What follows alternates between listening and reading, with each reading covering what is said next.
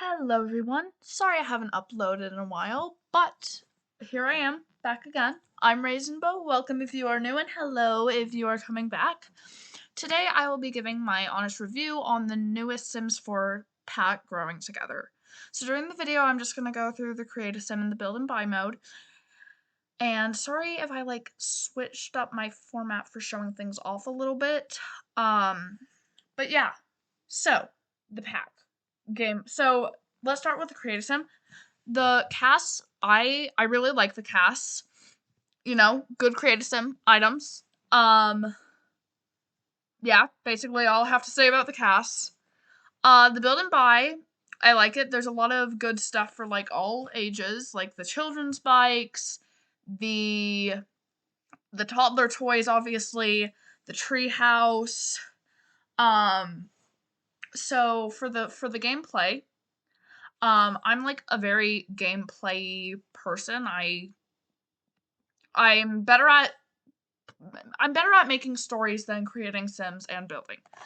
So um so some cool things about the pack is obviously the milestones. The milestones, they're great, love them. There's nothing really wrong with them that I've noticed. They're just, they're good. Um but if you try setting it in chronological order, the sorting, it sets it to chronological order within the category rather than overall. So I'm like, well, which happened first? Did I get married or did I get a job? Unless you remember that stuff, but I don't. Another thing is what other stuff came with the pack? The ability to swap and add new traits. That's great. I really like it. I haven't really found any problems with it. For me, I wouldn't say it pops up too much. But on the other hand, the family dynamics. So there's obviously family dynamics. There are different ones. There's strict, distant, close, jokesters. One of the problems I found with those is I was playing one of the pre-made families, or maybe I downloaded one from the gallery, I can't remember. And I had them tell one joke to each other, and then suddenly it was oh, looks like these Sims have the jokers.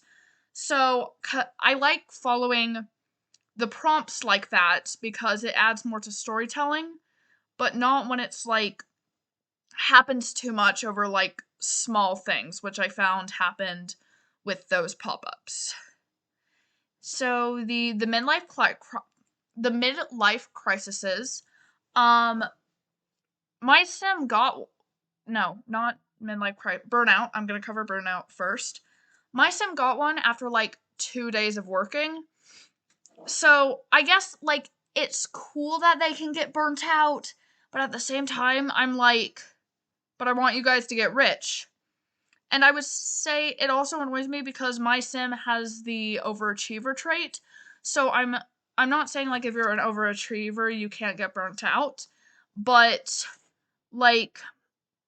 her main thing is she wants to try hard, but then after 2 days of work trying to get a promotion, it's oh, well, she's worked too much. So the midlife crisis, it only happened once for me, and I think my sim still has it.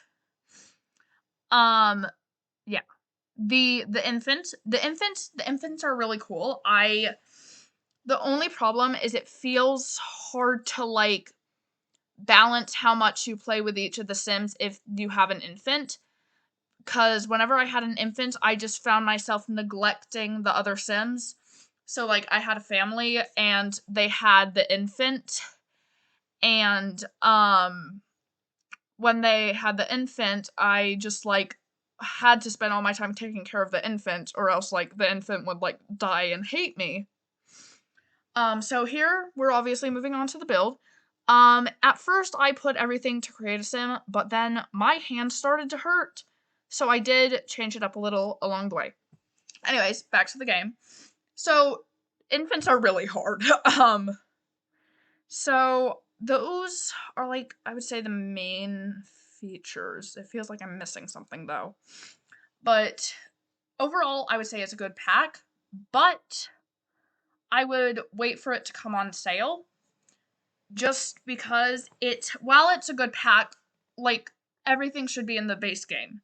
So if you're like playing infants with the base game or just without growing together, the infants like do nothing. They're just like useless. Which, kind of annoying. Um, but it is a good pack, and it also feels like it's different to other packs. So, cause like Cats and Dogs, for example, you experience the game by going online and getting a pet. And that's basically it. You can't just like experience, like, I guess it's kind of regular gameplay because like pets are a real thing. But like a better example would be City Living. You have to experience it by playing in the city, going to the festivals, so it can't just be like almost any sim can do that. And same with like Snowy Escape and Realm of Magic. Whereas this pack, it feels like you experience more through just regularly playing it rather than just like going to a specific world and testing it out, if that makes sense. Because, like, in the other packs, you experience it by purposely doing that. Whereas in this pack, I didn't have, like, fun with it until I just started to play the way I normally did. So, I would definitely recommend you get this, especially if you love family games, but I would wait for it to be on sale because I just don't think the stuff that should be included in the base game should have to cost $40. So, yeah, that is my honest review. And soon I will be starting a Let's Play with this pack, and this time I will actually continue it. I also am planning on soon starting another series, which is a rotational play, and yeah, so that was the end of like me showing you all the items, and that's the end of the video. So I hope you all enjoyed watching, and I will see you all in the next video. Goodbye.